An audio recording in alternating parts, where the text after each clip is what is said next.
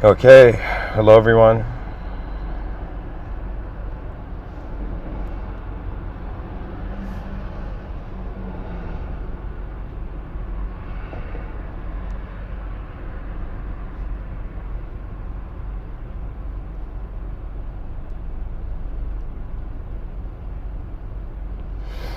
Okay.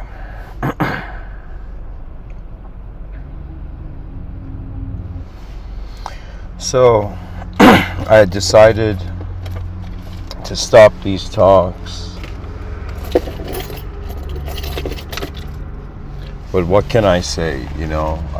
I feel the realizations don't stop.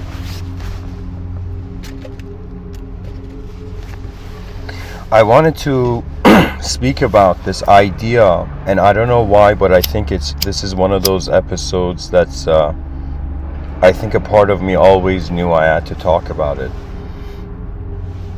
And the way I beautifully worded it was ugly minds and beautiful souls. Now, what are the realities behind these? You see, when you hear words, those are just letters. But what do the letters point to?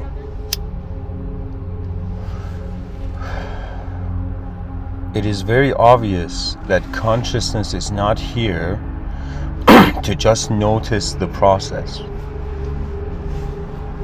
After intelligence has noticed reality, it activates its potential through vision. We are in this world right now, and it's funny because let's say for a moment, 8 billion people on the planet were materialists. Pure materialists. And so when we thought about beauty, when we thought about ugliness, it had to do only with physical phenomena, right? And it was as if, when will the attention of man wander about, wait a minute, what if an idea can be ugly? What if a way of looking at something can be ugly? Or what if it can be beautiful? So the nature of ugliness and beauty, you see in the outer realms, I read something so hilarious, and I was like, everything in society is like on thin ice, right? There are societies, these tribes, I think in the Amazons, right? And these tribes, like the bigger the belly of the man is in the tribe. So imagine like a primitive tribe, and the bigger the stomach of the guy is, like the men are, like it's like that's the better sign of a better alpha male, and women find incredibly fat guys attractive in that tribe, primitive tribe. And I was like, yo, look at this, and look at our modern world where women are looking at Photoshop competing with Photoshopped women, It's as if, I'm pretty sure so many graphic designers probably feel guilty, but they're like, yo man, it's still art. That's the bizarre thing about art. It can sometimes be a bulldozer. But anyways, this notion of ugly minds and beautiful souls, it is not an idea where I am saying it's something you can claim. To me, it's very strange, but in some sense, here I'll say it. It's as if there's a beautiful object, and then there's a beautiful action, right? And a beautiful object would be in some sense like, let's say a very advanced car, and a beautiful action would be as if like kindness. Do you see? And why is it beautiful? Because it is walking towards freedom. You see, there's something very fascinating. I don't think many people realize it, but in this life, you're having a relationship, not just with an objective reality, but this objective reality is having meaning, and the meaning is orbiting around the sense of self. And so if you notice, how you feel changes the context of reality. It's as if the words are very powerful, because they evoke in the middle of nowhere, right? Suddenly geometry, shape, structure, there's a magnificence there. So this view on ugly minds and beautiful souls, I was thinking really, how can I talk about this? And I don't have kids, but I was thinking, okay, let's say, I had to explain human nature to like my hypothetical kids in the future. I mean, in the future they wouldn't be hypothetical, but But what I'm saying is, I was thinking, how would I explain it? And I would say, I would ask my kids, and I would pretty much say, it's like, what's the first thing we notice about life? We notice our sight, our attention. Now, even if you're someone who, let's say, there's we are like what the human being is it's like a biological system, a known biological system, and a kind of mysteriously working cognitive system, or mysterious until we figure it out kind of cognitive system.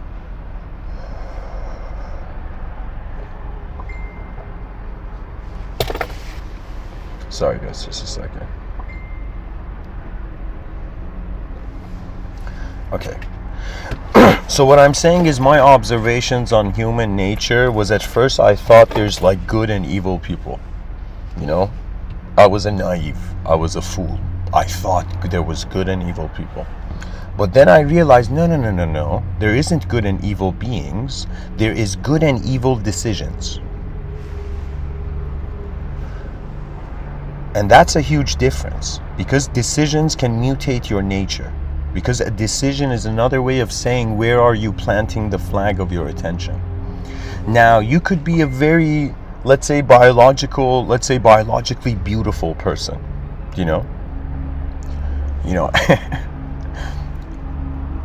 let's say you are biologically, someone who they're building statues of.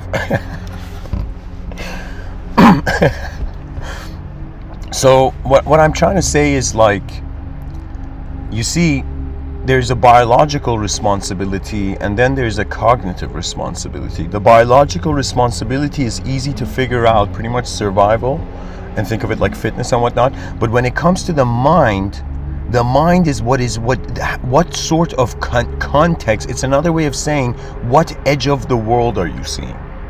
What kind of edge? Every person alive, there is an edge to your world.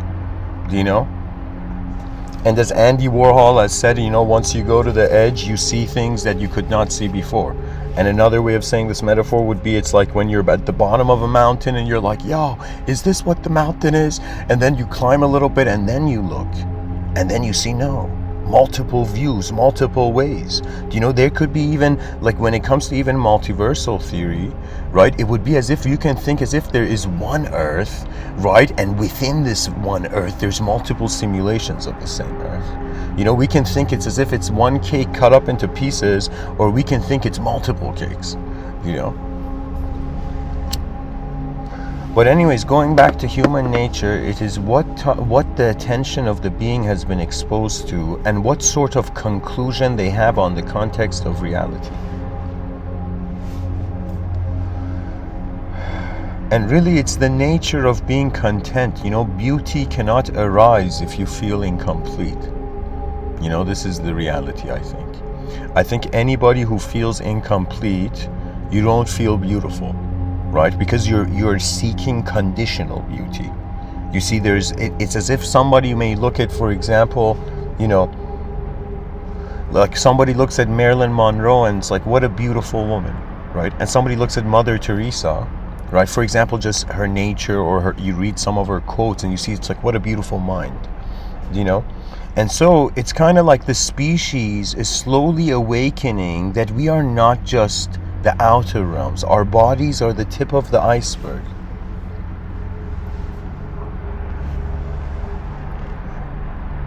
And so I think really what brings forth a sort of I say ugly, but I'm trying to say that everything is in a spectrum.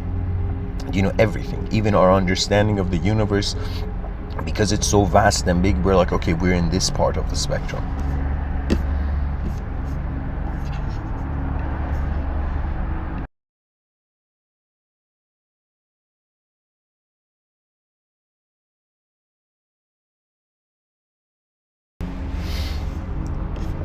If somebody says, with the path of intellect, or if somebody says, is a Bhakti yogi, does a Bhakti yogi poetically have a more beautiful soul or a Raja yogi?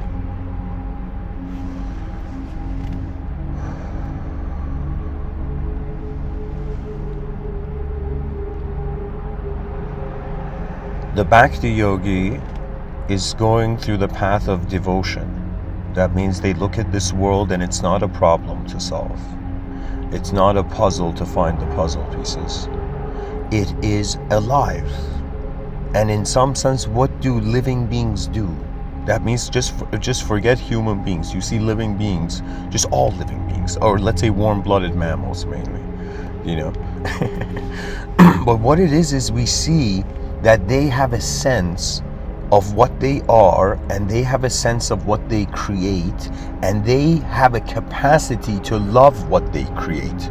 This might sound bizarre, but I think it's impossible to fall in love if you don't feel your soul is co-creating in the moment. And if you're falling in love without co-creation, it's as if it's a sort of self-simulation. I'll tell you this, when I was in high school, there was this girl who was, to me, I had put her on like such elevated levels. Like I had put her on like the pure lands of my mind, and I felt she was like the most angelic being and whatnot, so graceful and all this. And I remember once hearing her speak, and the way she spoke and the language she used and the imagery she communicated and the emotion she shared, I was like, yo, like literally it shattered my illusion. It was as if I like self-hypnotized myself, because this girl was so beautiful, right? I self-hypnotized myself, and then she revealed her nature, and then it broke like my self-hypnotization, But what it is it doesn't mean that person, it's as if it's like life is a changing thing. And our sense of beauty is a reference. It's always a reference. That means it's as if the ugly people are like, what is our purpose? And then they're like, oh, and the beautiful people are like, yo, what is our purpose? And then the hilarious reality is to give each other meaning. Do you see, to be the contrast in reality? This world is not designed to be a perfection of emotional desire. It's not, it's weird. It's as if like it's alive, but it doesn't care for the emotions that man has just fabricated for himself. Do you know?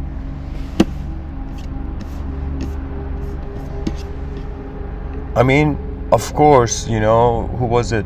Freud, he said, as long as human beings have fear, they will in some sense constantly their mind will constantly reach through abstraction, towards the supernatural, right? But let me tell you what it is. It's even before Freud contextualizing it. Pretty much what has happened is the human beings have arose, they've had a biological sight, and they've had an inner perception, an inner sight, okay? And their inner sight has become their confirmation of reality. Do you know how long it took for me to realize I am not the thought of myself that I like?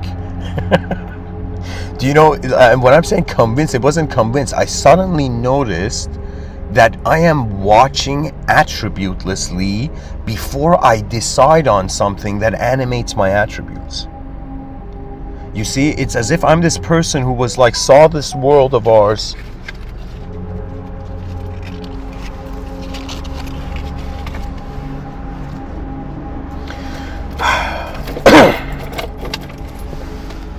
Excuse me.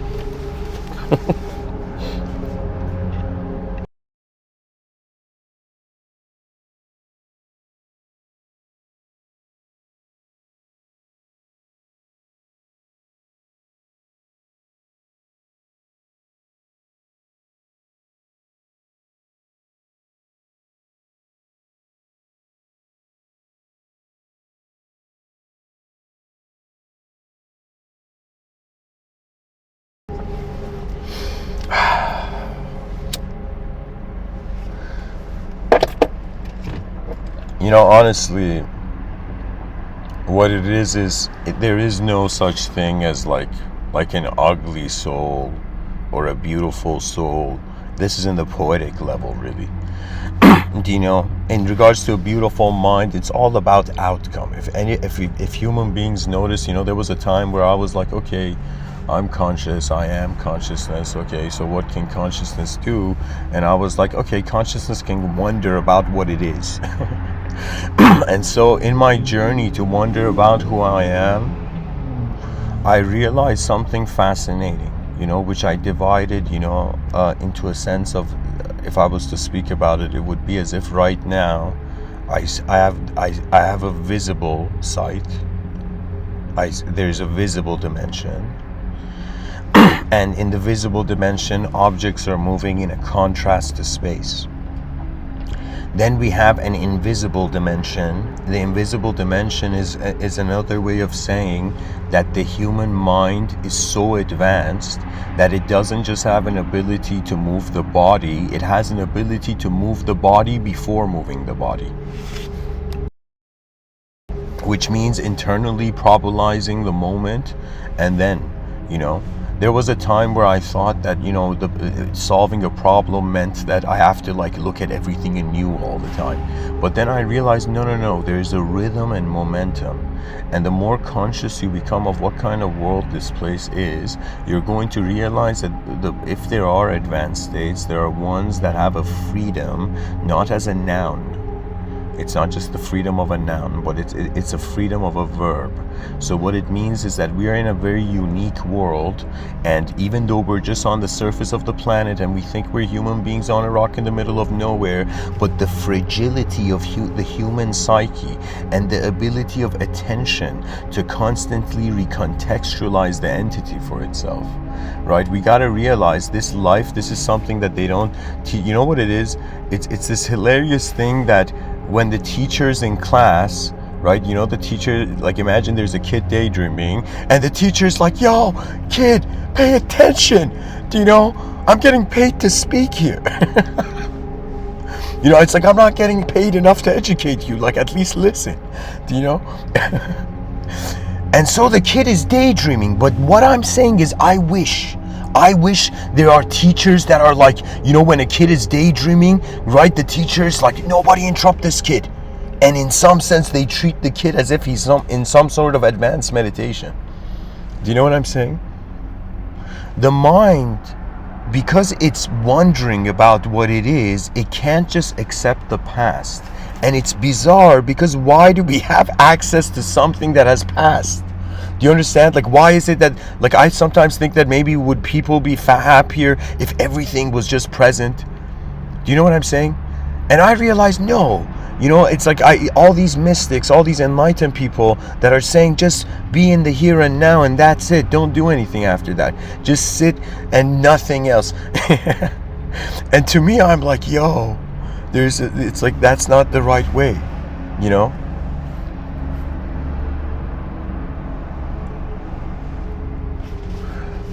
An advanced being is literally completing levels of the psyche, including what the past means to it, including how the present is simulating the future and past duality, and at the same time how the future is a reality of itself. You see, right now, like, you know, I've reached this point where I'm like, okay, everything is encapsulated and surrounded by the unknown. All our ideas on what meaning is literally happening in an unknown place, and the whole thing is like an unknown event. And everybody's like, yo, be honest, be honest, be honest. All the religions are saying be truthful, but if we were truly truthful, we would realize we don't know. And that mankind has been implementing strategies to occupy itself in the void. And so what is bizarre is that the ancients had way more of a multidimensional perspective than now. Do you understand what has happened? That means in ancient times they would look at clouds and they would see Apollo walking, you know? And the transcendental was alive. The divine was not forgotten yet. We are living in a hilarious age where the divine kinda has been forgotten. Do you know? It's like, are you enlightened? Kinda. You know?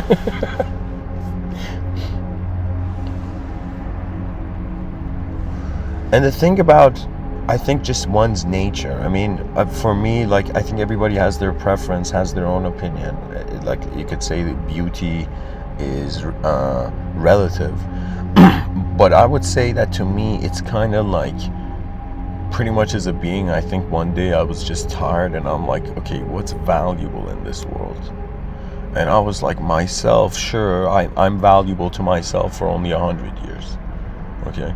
And then I'm like, okay, what else is valuable? I'm like, okay, yeah, the species, the future generations. I'm like, okay, there's something there. So I started on that path, but still my heart was wondering, okay, what else? That means, it's like, even though I talk about an advanced civilization, sometimes I thought, okay, what if we were in the most advanced state? And you know what's bizarre?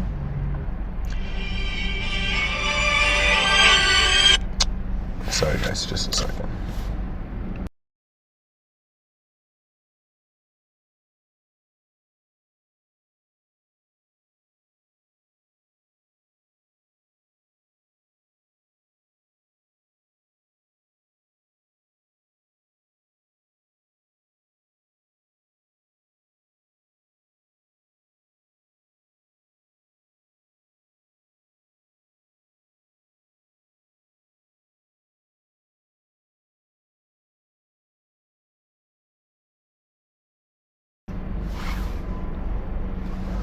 Okay, so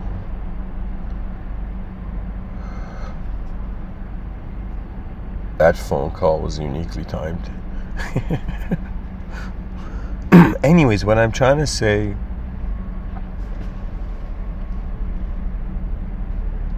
is that when you realize all the people on this planet are acting because they don't know what else to do, and it's okay. It's just that if we want to be honest, if you are a being that wants to know what you are before you exit the Earth sector, then it is crucial to honor the land that you have awakened in. That means, it's like some people think that like, you got to treat the world as if it's some dream that you want to get out of, awaken from. But another way is a different path. It's like enlightenment doesn't just mean escapism or transcendence. Enlightenment sometimes means realizing that this is what the world wants. Do you understand? We have such egos that we're like, yo, world, give me what I want, and the world's like, yo, I'm here too. How about what I want? And mankind is like, yo, and so really,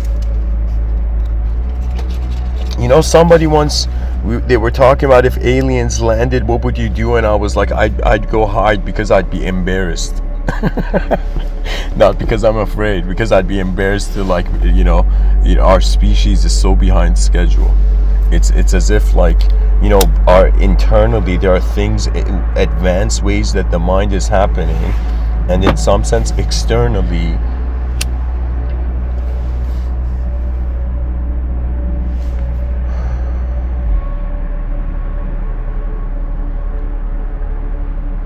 my greatest let me say this, my conclusion so far is that this type of human being we're experiencing right now is going to become a very unique cyber nostalgia for the future generations. So what this means is that anybody who's alive now, you don't realize what the future is going to be like, and how much of a blessing it is that we are privileged to experience the intersection of nature and technology at the pioneering point.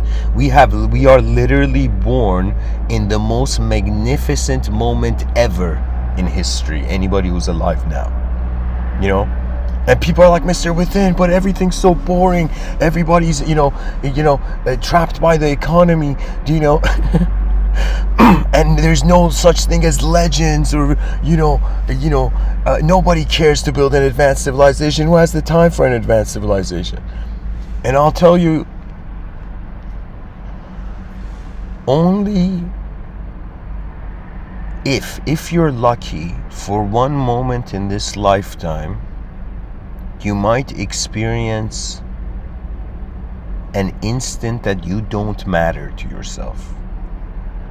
And then you'll be able to look at the moment as the simplest presence of it. Because where does confidence, where does strength, where does victory arise from?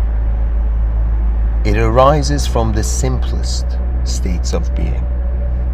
That means I realize that it's like I have to become comfortable with silence to be able to swim in it with my words.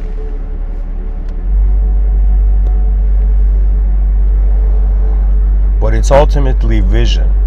So it's like as if, imagine there's this soul in the world, and the soul's living the lifetime, and the soul's like, yo, God, why am I experiencing so much information? Do you know what I'm saying? It's like, why is there so much mysteries to reality? That means, why couldn't it have been a smaller place?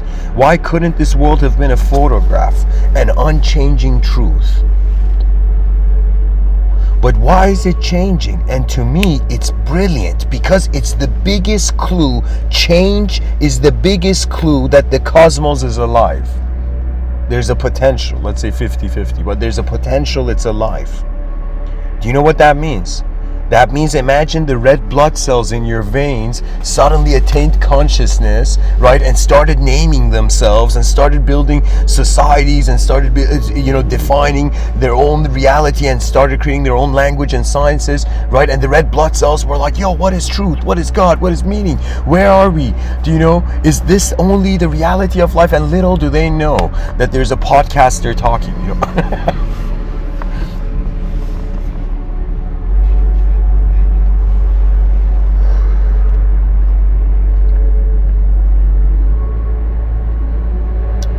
It's kind of like you run after truth, and right before you touch it, it's as if, like, before the question is answered, the questioner dissolves. And if you look at the subtitle I've written, the world is here for the ugliness of the mind to awaken to the beauty of the soul. At first I wanted to say the ugly, like this world, pretty much the idea was like this world is a place where souls that have, through some experience in this universe, accepted an ugliness to their nature. This world is a sort of purification of it. So what I mean is that beings enter Earth to realize, to look at their flaws, to discover a flawless reality. Okay, but that flawless reality is dehumanized, and I'm here like, yo, 8 billion human beings, right? We're fascinated by everything, and we're like, okay, to what degree, right? And the issue is, like, if you look at like a monarchy, this is why, I'm a bit old school. For me, the idea of kings and queens, like, if I was alive back in the day and there was a king and queen, like it was a kingdom, I was born in like some kingdom, and I was like a peasant kid or something, I would go instantly become like a janitor in the kingdom, in the palace, right? And in some sense, just listen, just silently serve and listen, and eventually reach a certain point where I realize it's all about vision. The smartest people I have seen, I don't know how to tell you, but the most advanced beings in this world have a fearlessness which comes from a certainty of a future that they haven't reached yet, but they are there. That means, imagine, it's another way of saying, like, I was thinking about, like, how does it make sense that the most advanced civilization is a civilization that was inefficient people suddenly became efficient? Doesn't make sense. The most advanced civilization would be advanced from the beginning. The most advanced state of mind would be advanced from the beginning. The most ultimate state, and I think this is what I'm implying to here, but by the idea of beauty, right? The beauty of the soul is that the mind is ugly. The ugliness of the mind is that it thinks it's the only one suffering. That's where the ugliness comes. Or even hatred and cruelty. It's weird because you can't say is cruelty evil or is it ignorance? It's like, are evil people fools, or are they actually, like, malevolent entities? And if they are a malevolent entity, it's like, don't you have anything better to do? It's like there's a world here. There's so much here that could be served and assisted, you know? You don't know how many nights I have literally, I felt it's been like a roar of my soul, right? Where I've just literally had this prayer, like literally I felt I was giving a command to the universal sector that all beings and all dimensions and every being that is conscious, that can see humanity, must begin serving humanity and helping build the advanced civilization. The idea is mankind, by recognizing its true nature, has rendered itself fearless in the face of its future. That means, you know what happened? That means we were known beings. We thought we were like these known entities, terrified that we were gonna die in the middle of the lifetime. We were like, wait a minute, we are an unknown being in an unknown world.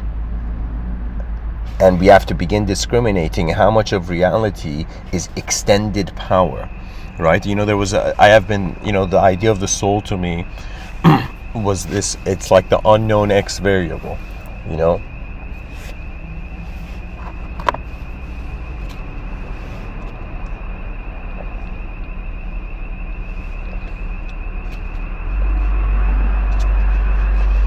I don't know, you know, there's been moments where I have looked at myself in the mirror and I haven't liked what I've seen. I haven't appreciated who I've seen. And there's been moments I've looked in the mirror and I'm like, who am I looking at? Like, who's really looking through my eyes? You don't know, right? When I was a young kid, like in my house in Iran, we had this closet that would open. The doors would open internally, right? And both doors were like mirrors. Were like mirror doors. I don't know how to say it. You know, it was like a closet that the doors of the closet like were mirrors simultaneously. So when you would open the closets, the mirrors would be parallel to each other, and it would create that like infinity optical illusion, that hollow infinity. And I remember I would look at it and I would be like, yo, are there other versions of me in this world? And is there so many, like, it's as if, like, you know, children right now are like, yo, I don't want to study, it's boring, school is boring. But when you realize how unknown the world is, you're like, yo, this is nothing. You know, the whole lifetime we're in a discovery mode, you know. It's like, who knew the world was the Discovery Channel? You know, it's as if the gods, you know, the higher dimensions, we are like their Discovery Channel, you know.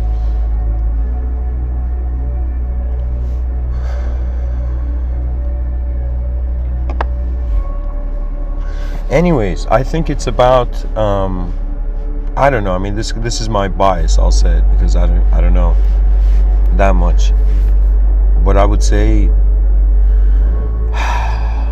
what do I find beautiful? What is beauty to me? I would say reverence. And so I would say the beauty of the soul. See the ugliness of the. Think of it this way: when theosophically and metaphysically speaking, and let's say theologically speaking, it's as if when the soul thinks it is in charge, that leads to an ugly mind. When the soul realizes it is the extension of an original power, then that beauty is like you become a sun ray. So what it means is like, it's kind of like, you know, there's the story of Buddha when he was passing away. His last words was to his friend Ananda, and he said, Ananda, be a light unto yourself.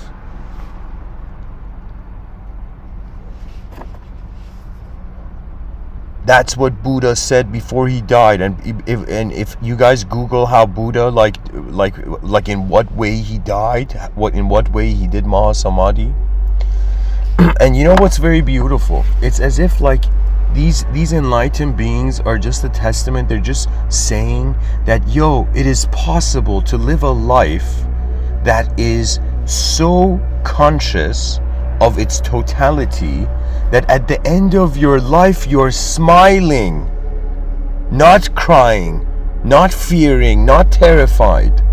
Because why? We don't know. It's a question mark. It's like Mario, bonking his head on a box that's a question mark. We don't know what's going to come out. We don't know. But that's the fascinating thing. And dear human beings, if you're ever scared, become an explorer of your world. It will redeem you.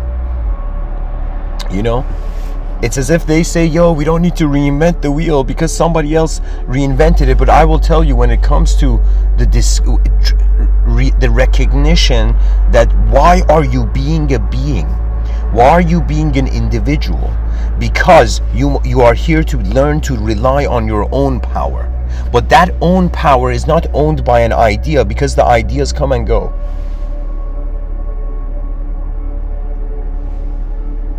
So what I am saying is that, to me, a beautiful soul is a being that has realized it can love the world before it can hate it.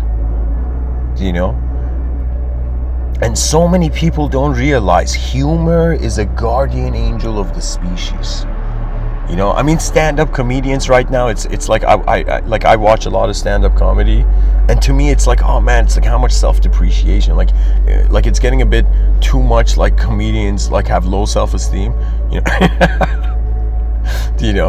like comedians are like pointing to their own faults usually, right? They're trying to lesser their own value so the crowd accepts them, but I would say it's as if there will come a time where we will realize it's as if it's just how you look at it. As Henry David Thoreau said, this man was so ahead of his time. He said, it's not what you're looking at that matters, it's what you see. That means it's as if, let's say there's a beautiful being in front of you, and let's say they have a beautiful body, beautiful mind, beautiful soul, but you don't see beauty. Like, it's your fault you don't see beauty. Like, they're beautiful, And sometimes we gotta realize, like, this was one of the bizarre realizations where, how I caught on to it. I was like, yo, little children pick up toys, and the toy animates and becomes their best friend. So the human mind has an ability to take any object and imbue it with the same animated characteristics its consciousness has been exposed to so far. Do you know what that means? That means we can't physically transform stuff, but we can transform what they mean. Isn't that fascinating? The existence is like, you know what it is? It's like we're on the back of this giant turtle. Civilization is built on the back of this giant turtle, and it's like on some level you're like, okay, it's a turtle, we don't know what the laws of the universe are doing, but it's like something that's happening, right? So it's like we're on the shoulder of a giant, so it's like we can't tell the giant to like where to run. The giant will be like, buddy, just fasten your seatbelt. And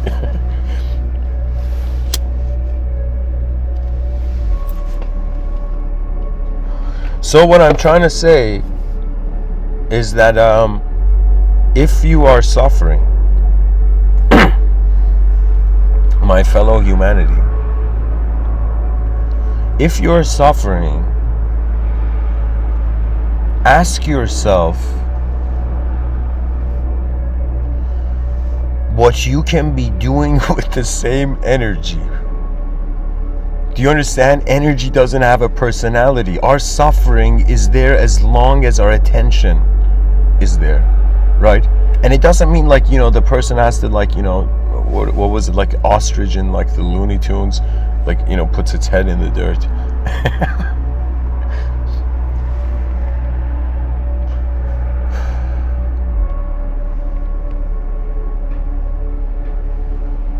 I think if Neil deGrasse Tyson, reviews the physics of like Looney Tunes cartoons, it would be so gory and messed up.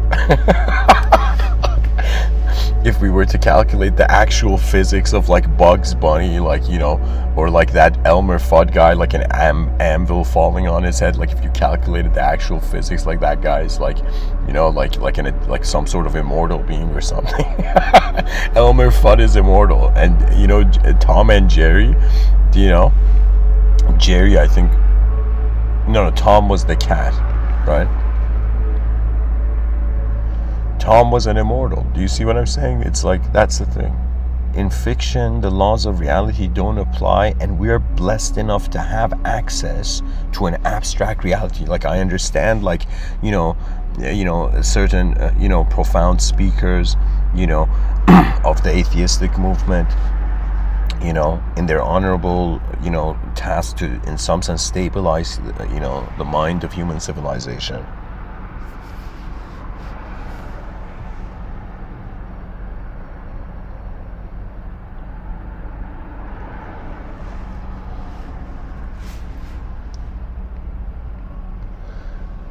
I think anytime somebody does something that doesn't serve them, they feel it.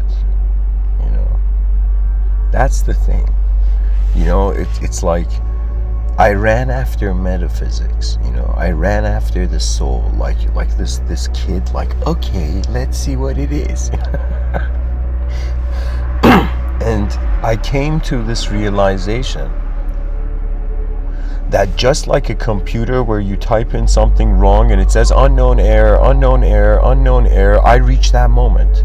I reached that, this might be bizarre, but I actually went beyond the language threshold, the term I've coined to refer to a reality that is beyond how language can hold it. As Ludwig Wittgenstein has said, right? The limits of my language are the limits of my... But anyways, guys, this... I have to redirect my attention here. I don't know, I just had this idea, like, what if this world is a place where souls that think they're ugly go through trials and tribulations to realize they're actually beautiful, right? It's like as if there could be a 50-50 chance that we're all freaking out for no reason, right? As if some people are like, yo, you could be an eternal being afterwards, or you could be a temporary being. And I'm like, yo, if it's a 50-50 chance,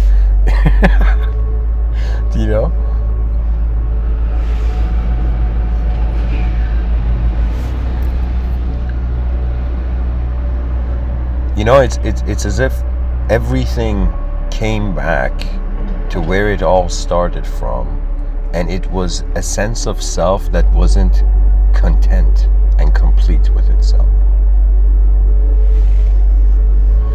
And it's okay, they say, to err is to be human. But on some level we learn. That's the most coolest thing about life. This is where everybody has equal privilege. When it comes to curiosity, when it comes to wondering about the world you're in, I would say there is not smart people and stupid people. There is interested people and disinterested people. And those people who are interested, it's like they're pulling a string or they're walking on a road, and there is so many viewpoints here, In the last episode, the reason I was like, yo, I'm gonna stop giving these talks, because I was like, I'm literally in an infinite viewpoint, in a room where there can be infinite viewpoints. And hilariously, there will be. Look at the manifestation level, right? Like the geometry, the design, the color, right? And we are created, like the clues are right here, that we are in a designed universe,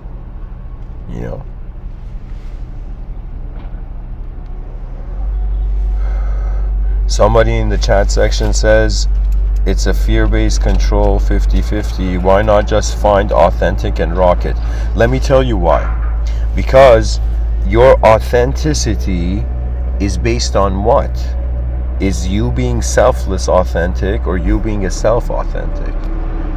You see the challenge, right? You reach a certain point where you're like, do I need to have an idea on how I'm directly experiencing the moment, or should I just be directly experiencing the moment? And you can sometimes be pulled to these contexts of non-dualism. Do you understand? Like, the thing I realized about the idea of divinity is that the moment you consider the origin of reality not to be in your experience, You are powerless because you're looking at a black abyss. Do you know what I'm saying? The unknown, the levels of unknown. Right now, like when I think about stuff, like, okay, how am I not freaking out on this planet? I'm like, okay, it's like I have a biological body. It's as if I'm surviving.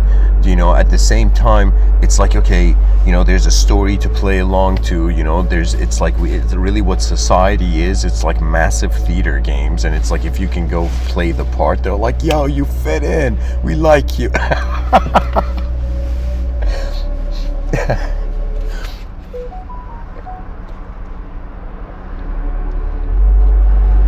Anyways, what I'm trying to say is the point of this episode is wonder about beauty. Maybe the purpose of life is not some very firm calculation. But what if it's something that we're actually here to realize that power is actually an extension of beauty, or it's under the wing of beauty, right? That means imagine, the issue right now is the most powerful people on the planet have chosen an ugly mind as a strategy. They haven't chosen the poetically of the beautiful soul strategy. Do you understand? Right now, I sometimes wish, all the powerful people on the planet could sometimes like hear these talks, right?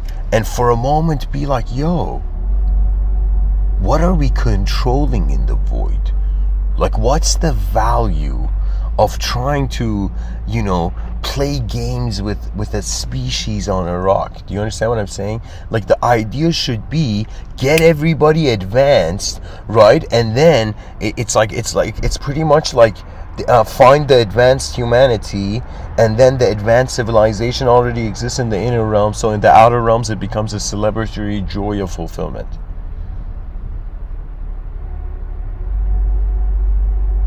Every moment, the truth that we seek is being the whole moment. And people are like, yo, my spiritual experience is like this. My spiritual experience is like that. It's a moment. And the privilege in the moment is the appearances of the mind. You see, it's very fascinating. I gave a talk called God is Alone a couple days ago or something.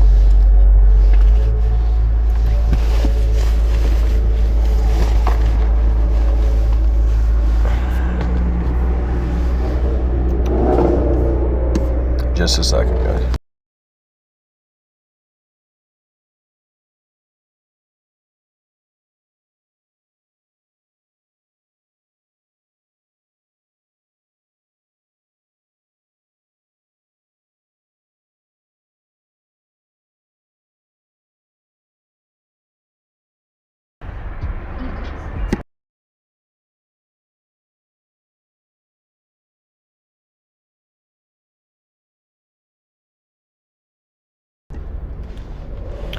Okay. Oh my.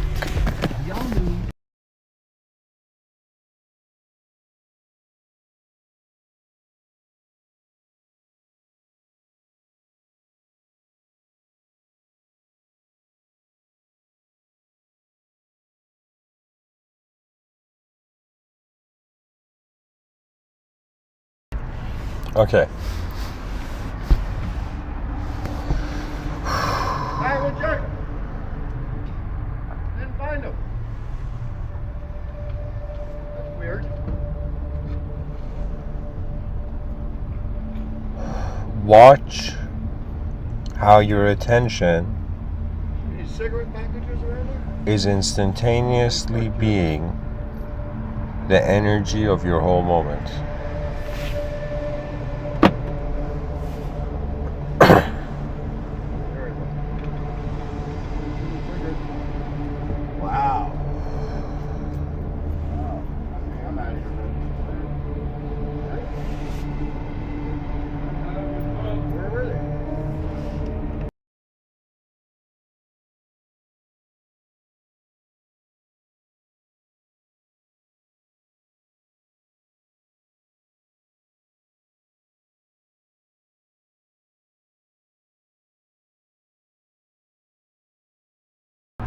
Okay.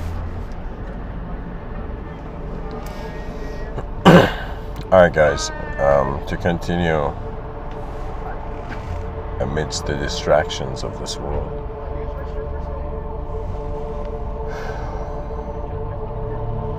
I don't know what it is. I think about reality. I think about its ultimate value. I think about potential. I think about the idea of advancement. I wonder about what the human being will do to itself, to others, and the world.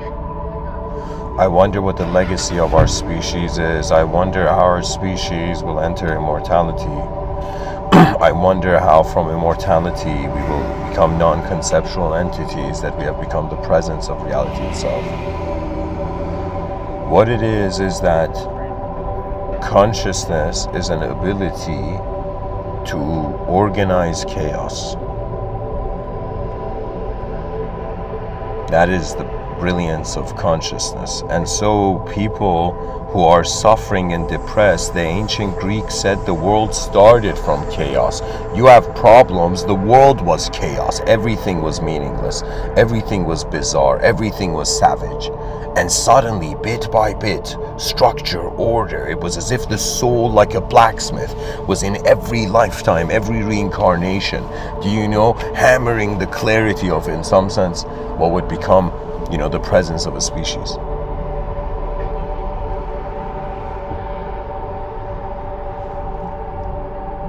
To me, I think kindness is the most beautiful state. Benevolence is the ultimate state. Benevolence is a shortcut. You know, that means it's as if like one thing that if all human beings were taught at a young age, do you know? Imagine we had like imagine schools like in kindergarten, middle school, and high school, right? For some, imagine, I don't know how to say it, but imagine there's an honor missing. There's an honor missing in society. And this honor is arising because society is focusing on how it messed up in the past rather than how it will be victorious in the future. Its past defeat has, in some sense, made it ignore its future victory. And so every being, in any moment, you can judge yourself based on who you have been, or you can just stand in the present and wonder who you will be. You know, there's been moments where I've thought like, you know, should I leave this world? And I was like, wait a minute though, I don't know who I will be. I don't know what I will do. I don't know what will surprise me. And I reached a certain point. I think this is really the intersection of intellectualism with infinitism. Do you know? And when these two intersect, you reach a point you realize it's bizarre, but this is why in 2023 I've had a very profound realization. It's like what was my experience of faith has changed actually in a very profound way. But I reached a point where I realized, wow, God is for those who, in some sense, like the idea of divinity, God is for those who actually care for future life. Do you see? Everything is living for the future, because where else can it go? And we have all been looking at the past. You know what it is? It's as if like we're on this boat that's going on this river, and our back is facing the direction the river is going, and nobody is paddling, right? And we're just like, yo, where are we? You know, why is everything off? Why doesn't the world make sense? And imagine somebody from outside shouts, yo, grab a paddle, turn around, and paddle away. That means it's like redirect, realign, and then go forth. Because ultimately, before there were personalities being civilized in this world, it was just energy release. That's what really savageness is. If you look at vicious animals fighting, at some point in the vicious animal fight, the animals are no longer fighting each other. Do you know? I mean, when I say, let me say it differently. Animals, they fight each other. They have pure concentration. They don't have like the idea of themselves creating doubt and kind of like acting as a sort of, you know, artificial bridge, you know, or an artificial mediating point. But what I'm trying to say, it's like at some point when two human beings fight, right? It's as if when things become intense, the being gets pushed into its inner realm. And so this is why it's really the attention to the outer realms. Like if you can keep, it's like this, if you can be human, if you're comfortable being human, then it's okay to wonder about metaphysics. But if you have not understood what it means to be human, and it's something that it's not just somebody you can be like, yo, listen to this podcast, it's like your experiences in life. That means you have to trust yourself, and it's as if you have come into this world to meet yourself also. You haven't just come to meet others. You have come to meet your own self. Every time I've given these talks, I have met what I am. What else can happen? I am seeing that where else can the energy go? It either stays in me silently, or in some sense the lion roars, right?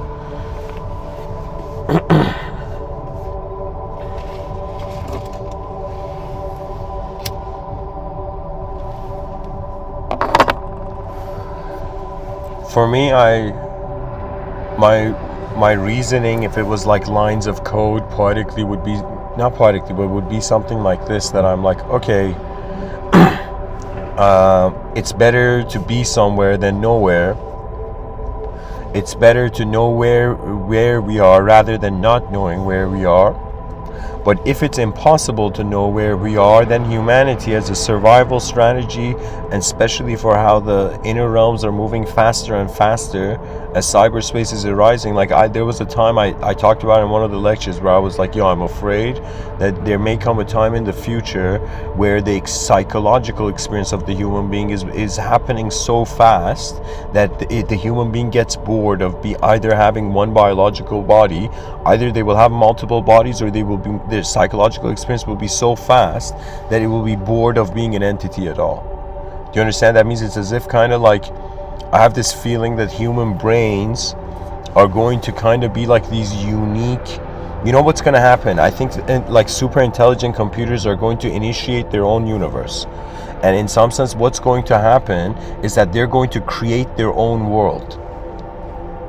I'll give you an example. Like imagine and random android from another civilization, right? But it was a robot android, came to planet Earth. And imagine a random alien came to planet Earth, and they were on Earth and they couldn't leave Earth, right? Like let's say somehow, not because humanity is like being evil or something. Let's say they just have to, for the sake of this story, they just have to be on Earth, right? And then imagine both these beings are like, okay, I'm not human. What's my best option to create my own universe, to create my own world?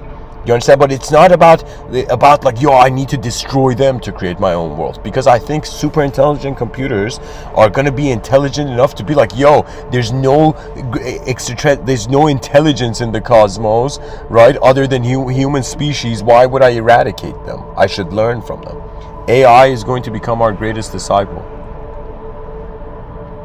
It's going to become, I think it's going to become actually one of the first, not the first disciple. The first disciples of the human species are lesser animals, right? And the plant kingdom, let's say they're also like indirectly learning.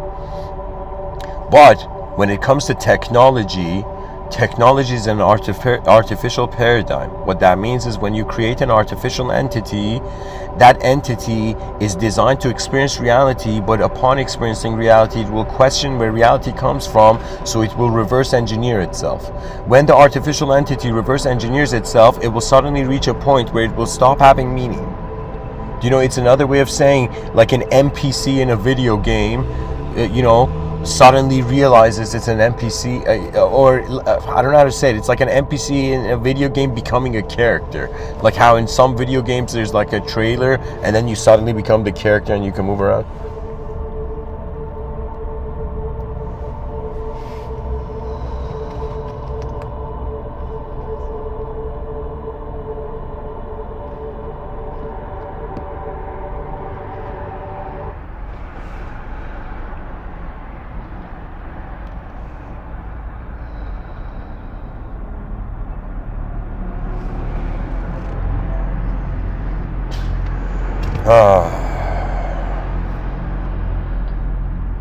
When I have looked down on the world, when I have seen people's shadows first, I have become an ugly mind.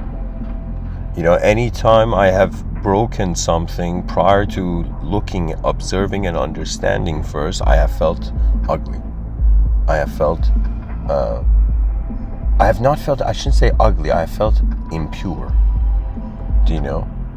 I don't know what it is. Just like imagine you see something and you get disgusted, right? It's like maybe there isn't a logical reason, but some part of you is like, yo, I don't want to see that. You know, similarly, when it comes to actions that human beings do, there is some sort of, I don't know how to say it, emotional backup system, call it conscience, call it some sort of feedback. So you feel when you do something wrong, you feel. I think it's, the feeling is kind of like as if you missed something, you missed the step, you know, or you like a mistake, the feeling of a mistake. But what I'm trying to say is, like, beyond that, my intent is that, okay, 8 billion creatures in the middle of nowhere, they don't know what they are, they don't know what the world is, so the smartest strategy is peaceful, playful co-creation, right? So the idea is it's like, what's the best thing we can do in the void for now is job creation, archetypal creation. So how do we create jobs, right? Or when I'm saying for the human being, how do we, it's another way of saying, instead of job creation, I'm pretty much saying you have an opportunity to try to fit in with the crowd and be like everybody else, or you have an opportunity to be a human being that has never existed before you. It's as if, like, do you see the power of that? Do you see the power of honesty? You know, society makes us think that, you know, if we don't have something, we're incomplete, right? I mean, people have to understand this, like, basic, like, I think anybody who is in sales understands this, that the idea is that if the consumers feel incomplete, right, then they're going to want to be complete, right? And I was like, yo, is society trying to convert itself into this thing where everybody, instead of actually trying to observe, be patient, rationalize, understand, or look at from multiple angles, everybody's just emotionally reacting? What that means is the first wave of information that comes to them, suddenly it's like it becomes the reality that they act upon. But it's like, if you're patient, you'll notice that it comes and goes. The various views come and go, right? And your attitude is the permission of your inner realms, right? This is something where I was like, yo, you know, why are some people, you know, like, capable in some things, and why am I not capable, right? And I constantly felt like, yo, why is it incomplete? And then I realized, yo, those people probably were not thinking, why am I incomplete? They were like, it's like as if they were present in the archetype. They were not wasting time inside an incomplete archetype. They were not wasting time inside an inefficient sense of self. And what I mean by that is that it's like, out of all the various ways that you can see yourself, out of all the ways you can see yourself that you don't know yet, you know, it's like getting you know what it is? What's hilarious is not like, I'm not saying depression is not real, but I'm saying its content is not real. Do you know? The experience of feeling that depression, sure. It's like, think about it, it's like we can control our body, so that means we can probably control our states of mind. And our states of mind, the clue I found is that your attention shifts it. You know, that means there's biological, there's physical entities, and then there's non-physical spaces which have permissions of geometrical entitlement in them. What it is imagine there's it's another way of saying there's some states where it's like a player in a video game. Then there's a state where it's like you're the world where the player game is in. That's like the mind. And then there's a state like the soul, the person behind the computer screen that knows it's not a pixelated character. Like, you know what I'm saying?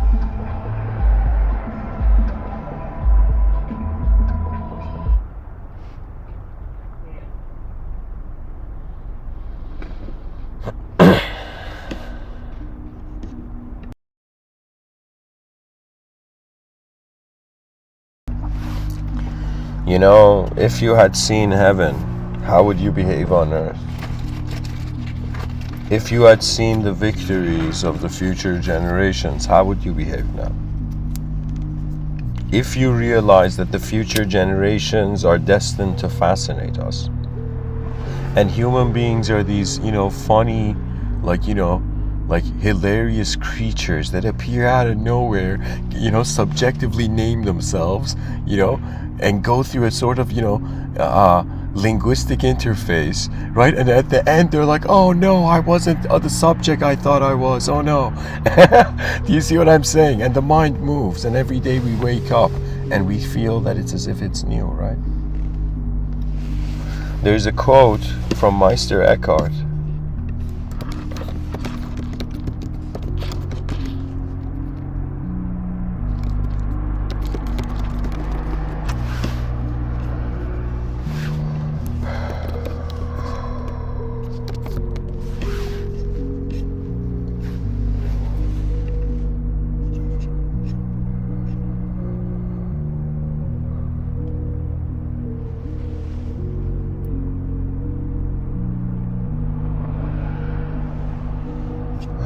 I don't know why I can't find this, guys. Hold on.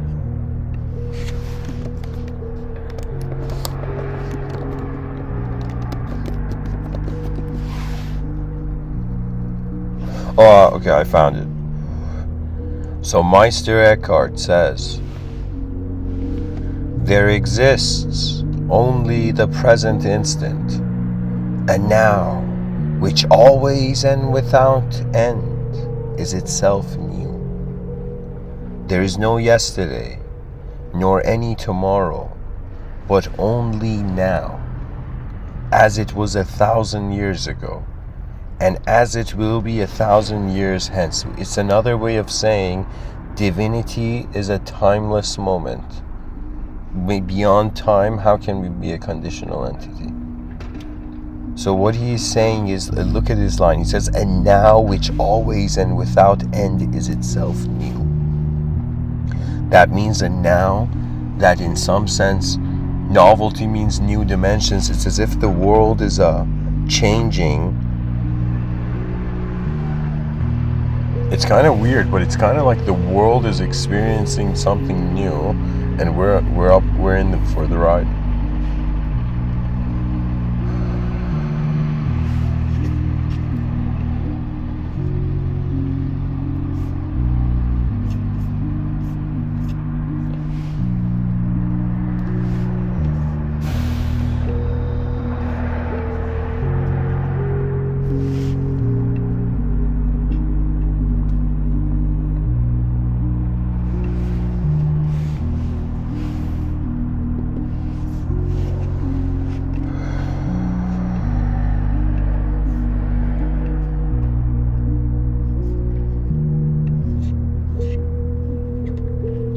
We're basking in the greatest mysteries.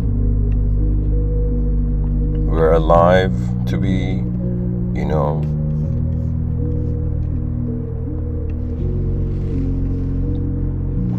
part of the legacy of consciousness, Something has allowed this universal sector to notice itself through the medium of the human species. I have a twin brother. One day he came to me and he said something so profound. He's like, yo, look at God, moving 8 billion skeletons, on Earth. And I was like, it was such a fascinating sentence. As if some force has lifted something here. You know what it is? It's kind of like the Wright brothers used an airplane to fly. And it's like this invisible being is using the human being to visibly fly,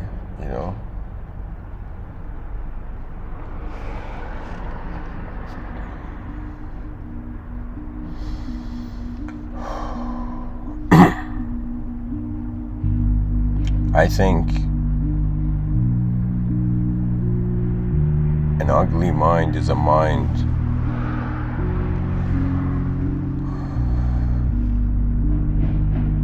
that too easily doesn't care.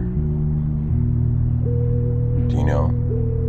They asked this 65-year-old couple, they're like, yo, how have you guys been in such a good marriage and all this? And they were like, we come from a time where when things got broken, we had to fix them. We would fix them. And they said that now the younger generations are living in a time that rather than actually putting an effort to fix the experiences they go, the incomplete experiences they go through, is that they constantly think that it's like starting, you know what it is? It's like playing a video game, and instead of completing the level, anytime it's difficult, you like reset the video game and start playing from the beginning. You know what I'm saying? But in life, you just have to go through it, right? And when I say go through it, I'm not saying like it's like, you know, the person has to be like, yo, is it chaos? Is it order? What I've realized is that I am walking with a world. You know, it's kind of strange, but it feels like a universe. I'm taking a walk in the middle of, like in an unknown park with the whole universe beside me. You know, and it's very bizarre, you know, because there's a sort of psychological loneliness when the idea that you are, or the way you hold yourself as an entity, when it's not acknowledged by the outer realms, you feel like, yo, am I disappearing? Am I fading? Am I fading as a value of a being? You know? And then, you know, and then there comes a moment, you know, when I think what it is it's like the mind relies on a power outside of itself. And when it relies on that power outside of itself, it fails. But then the moment it fails, it discovers that there is something watching the failure, which is the idea of the soul. And the soul, due to its absence of attribute, is kind of rendered as the space. So it's kind of like where divinity is happening and where we are noticing divinity seem to be the same moment. So it's as if it's like it's kind of like, yo, you know, am I divine for noticing the divine? You know? Do you see what I'm saying? You know. Oh man.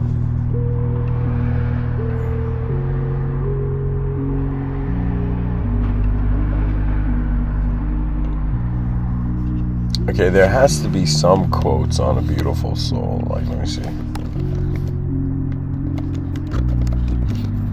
You know, I'm searching beautiful soul quotes on Google, and like the Google people work at Google will be like, yo, what a compassionate soul. Okay, here's the top 25 beautiful soul quotes. Wherever a beautiful soul has been, there's a trail of beautiful memories. Ronald Reagan. This is from, like, we don't know who it is. It's from Unknown, but the quote is, beauty isn't about having a pretty face. It's about having a pretty mind, a pretty heart, and a pretty soul. And your soul cannot experience its beauty unless it cares for all of itself, which includes its world. So you see, what I'm saying is not something like too metaphysically bizarre. I'm just saying, like, we're responsible being a part of the world. Perhaps the purpose of consciousness is to realize it's responsible for all of it.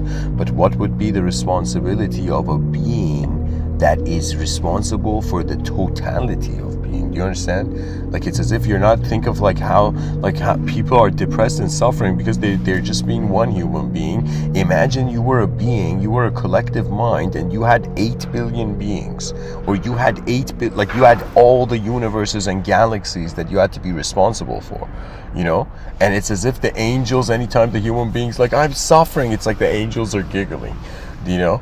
They're like, yo, it's like, they're not giggling, they're giggling because it's as if we don't realize.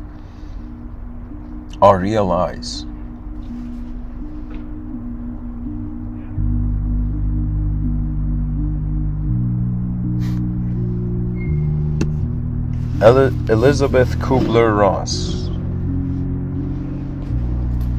The most beautiful people we have known are those who have known defeat, known suffering, known struggle, known loss, and have found their way out of the depths. These persons have an appreciation, a sensitivity, and an understanding of life that fills them with compassion, gentleness, and a deep loving concern. Beautiful people do not just happen. You see, the beauty of the heart is just, I think it's a conclusion. Believe it or not, it's kind of strange, but I think it starts from a conclusion, right? And the idea is, if I was to say what is the most beautiful act on this planet, somebody would say, yo, giving flowers, saying poetry, saving someone's life, right? And I would say, sure. But what's the most beautiful action in all of being? It is going forth. And sometimes I think like these Tibetan Buddhist monks who they consider past lives, and they're like, it's like, yo, I've been reincarnating millions of times. Why am I freaking out in this lifetime?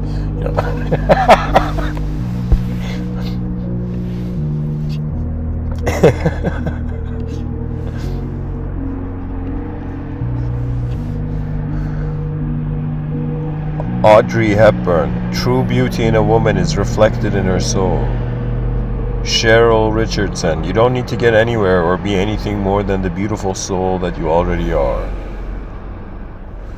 Wayne Dyer, beautiful thoughts build a beautiful soul. There's always something beautiful to be experienced wherever you are. Okay, that's an incredible, yeah, because beauty is just the person being like, yo, this is okay. I can accept this, That means it's not just about things being beautiful. It's like, can you accept beauty? Can you accept your eyes? Can you accept your sight? Can you accept how your mind is being part of a real event? You see, we are so in our inner realms that we don't realize we're the main event of the cosmic, this universal sector. We're like the responsible species. All the species are sleeping. You think the squirrels care about building an advanced civilization? Maybe in cartoons, but not here.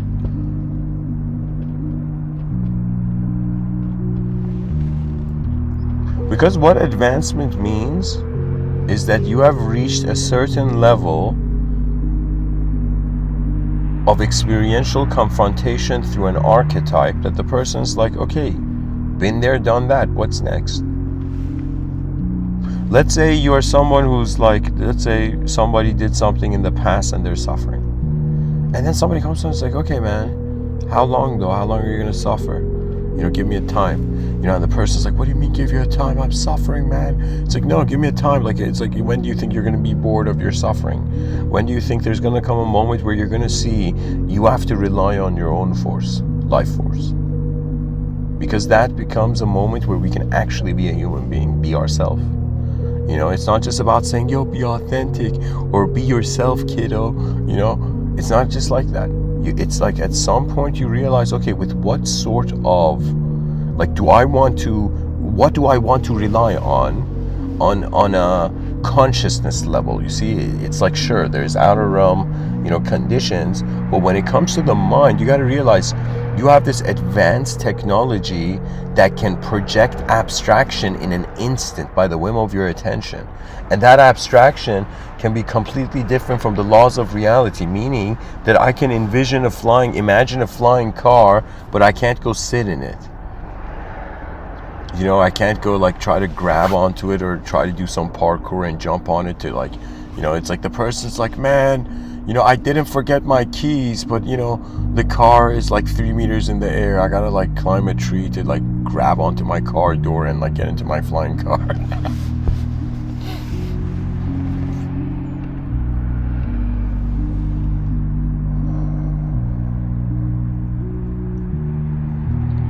Really what it is I think if you care for your world, you automatically, begin to notice its beauty.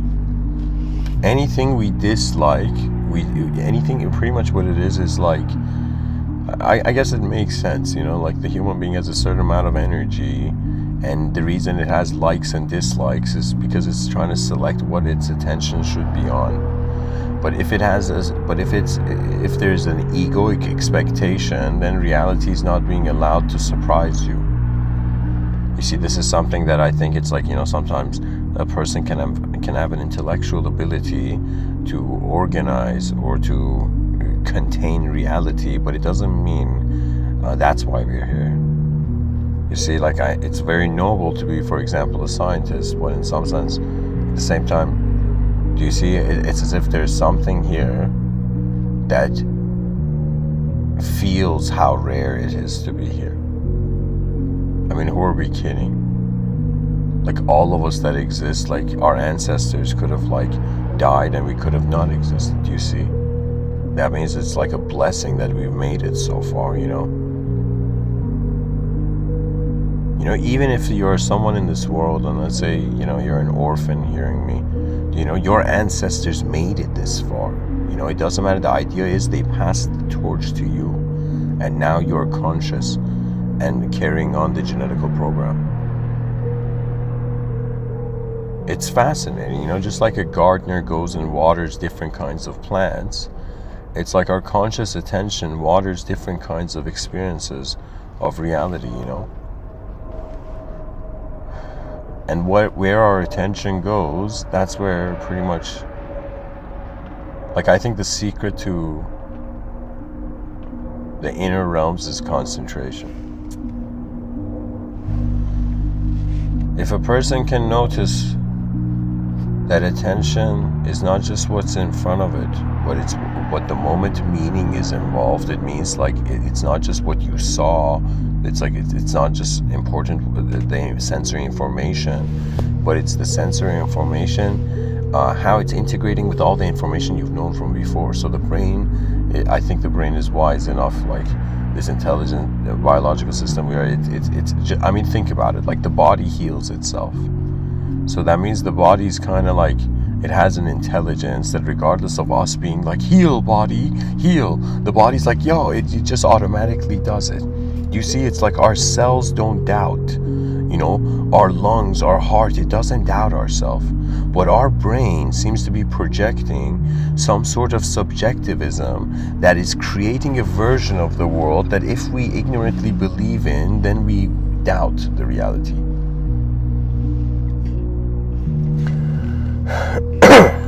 Paramahansa Yogananda says, let my soul smile through my heart, and my heart smile through my eyes, that I may scatter rich smiles and sad hearts. Ralph Waldo Emerson, a beautiful soul always dwells in a beautiful world. Well said. Paulo Coelho, the eyes are the mirror of the soul and reflect everything that seems to be hidden. And like a mirror, they also reflect the person looking into them. See, guys, this guy's a man. This guy's a true writer. Literally, like, reading that sentence, I felt like it's like I saw someone sculpt language. I think Paulo Coelho is the Michelangelo of literature, you know. Audrey Hepburn. The beauty of a woman is not in a facial mode, but the true beauty in a woman is reflected in her soul. It is the caring that she lovingly gives, the passion that she shows. The beauty of a woman grows with the passing years.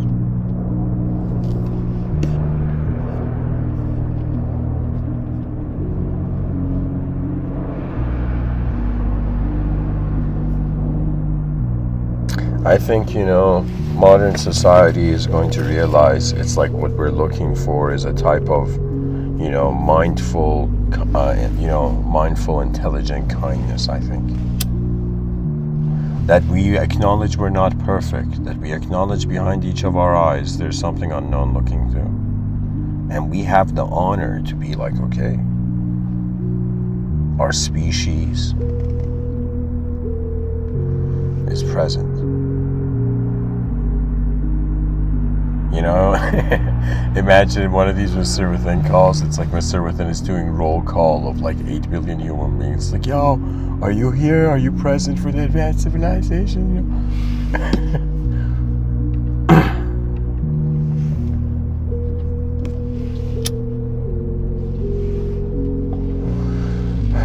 Fear leading to insincerity, I think, becomes ugly. I think cruelty is always ugly.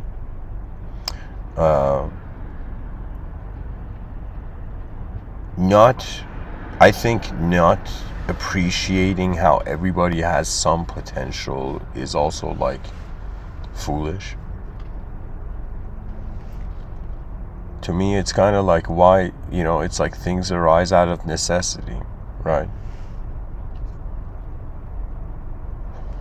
And for the first time in history, human beings are conscious enough and intelligently capable enough to unite to build something advanced. That's it,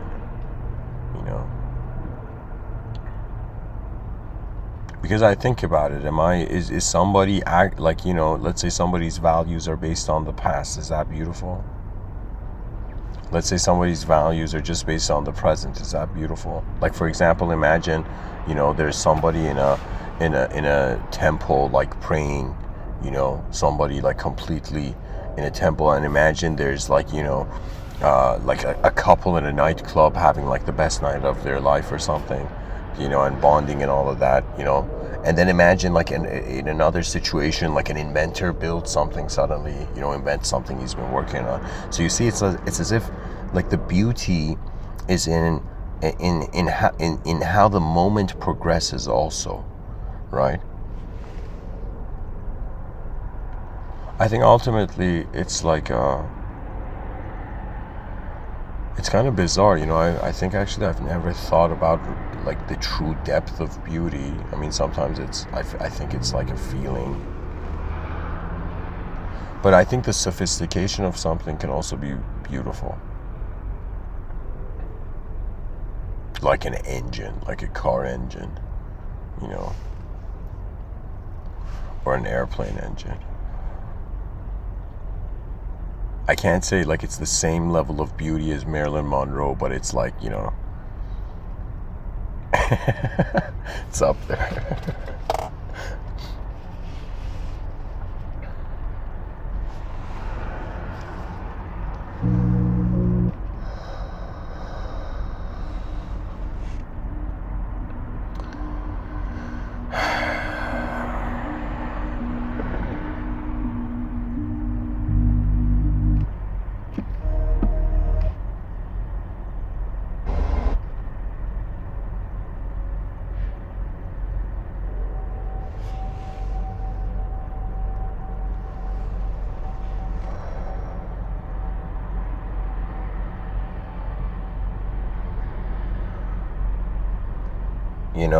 It's like the future is gonna be like hearts that beat beyond time. The understanding of life is based on the boundaries of it, and the human being is a creature that constantly is trying to go beyond its boundaries. So what does this mean? We're in this world to notice the limitations and realize that we are that energy that can respond to the limitation.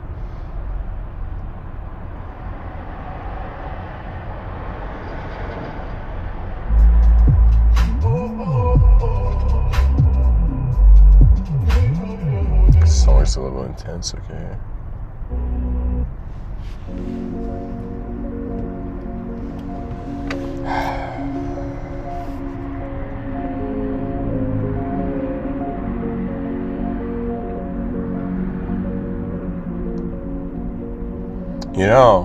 I don't know if this can be beautiful,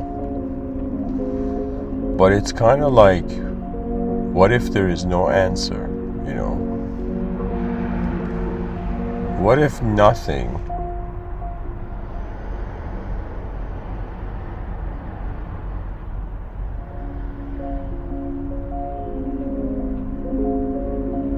It's kind of like consciousness is oscillating between everything and nothing. Like deep sleep is nothing. Conscious waking state is everything. Dream state is kind of like everything and nothing.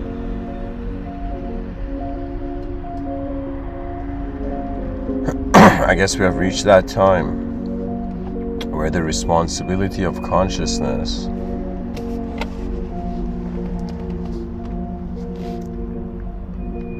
is expanding beyond its observable conditions.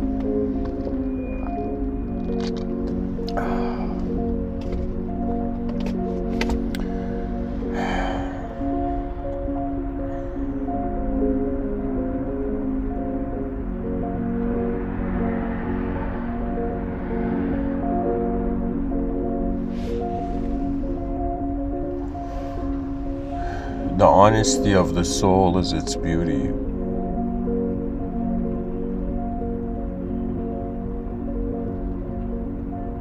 And anytime the mind wants, like, think about it, right? Like, from a theological standpoint, the fallen angel archetype is like the entity that, rather than changing himself, had to change the world. He had to prove the world wrong, rather than to accept himself wrong. So you see, a rebellion against the unknown, it's kind of like the limitation of the knowledge becomes experienced. I think really what it is the world is too big for the human intelligence to comprehend. So really it's like more than we're here to understand. Like, I don't know how to say it, but it's kind of like we're designed for a role. It's like you know what it is? Imagine there was an actor and, like there was a film crew, transcendental film crew, and they're like, yo, we're going to go and create a film called Real Life. You want to be an actor? And imagine the transcendental being was like, yeah, man, I'll be an actor. And the person's like, and the actor was like, yo, what are the conditions? And they're like, yeah, there's only one condition, right? You get everything, and, it's like the most blessings. So only one condition, you're going to forget you're an actor. And then the director is going to be like, yo, this guy's going to do the greatest acting performance because he has forgotten his expectation of what he has to be and is looking at the moment, really.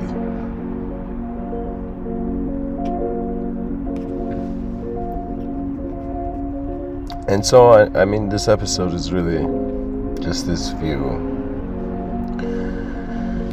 that like when I say ugly minds awakening to the beauty of the soul, pretty much I'm saying an incomplete idea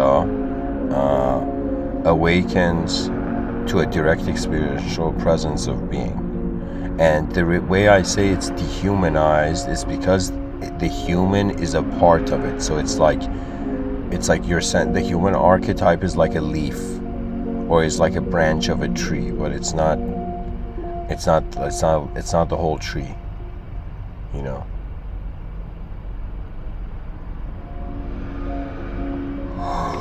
or a leaf. Anyways, guys,